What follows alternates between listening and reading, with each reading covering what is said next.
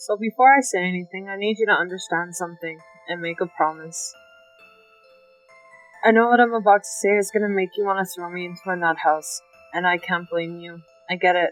But first, I need you to know I won't be telling you this if I wasn't desperate. And I need you to promise to hear me out, okay? Okay. I can hear things. Bad things. It first became apparent when I was 6, right after my dad left my mom, my sister, and I for another woman. It really hit us hard.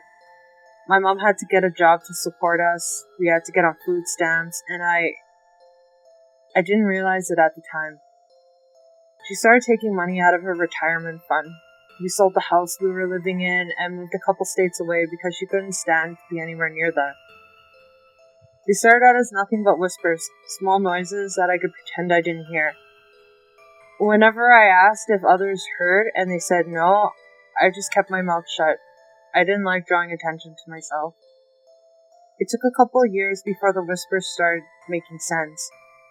But by then, I was 8 or 9, maybe 10, I don't remember.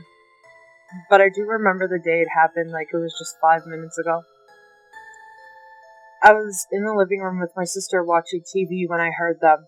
At first, they were the mumbles I was used to. I could ignore them.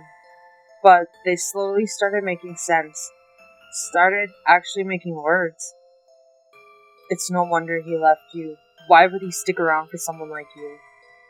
Immediately, I knew it was talking about my dad. And the words felt like a punch to the gut. Tears sprang to my eyes, and I was about to yell back at it, but its next words hit me even harder. Hard enough to steal my breath. He has a better wife now.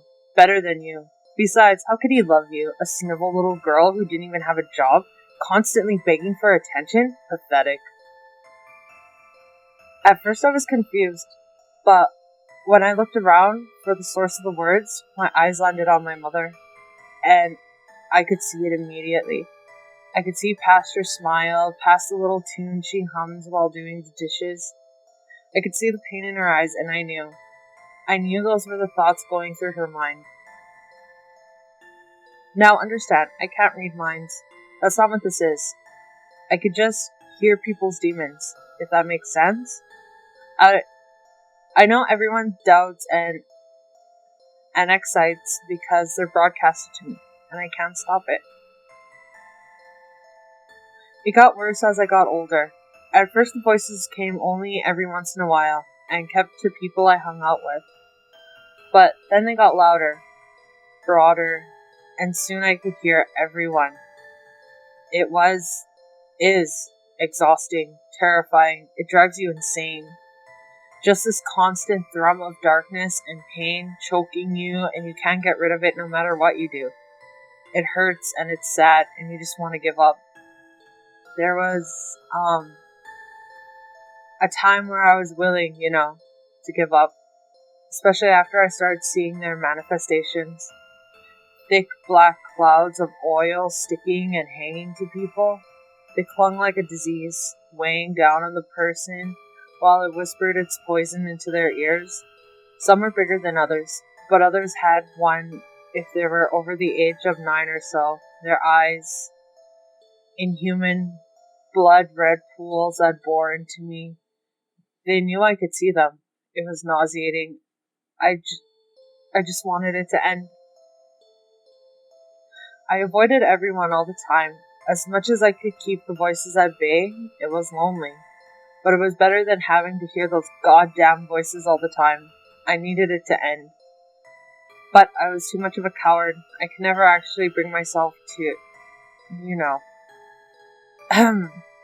Sorry, give me a second. I eventually ended up marrying after I learned to deal with everything. And we had a daughter, my little girl, the light of my life, so sweet and innocent, with no doubts or fears. She's one of my soulmates, my one pride, and my reason for living. She's 6 years old now. And that's why I'm asking for help. This is why I need you to listen to me, to believe me. I don't care what happens to me, but A couple of days ago, she came up to me and asked why there was a black cloud clinging to me.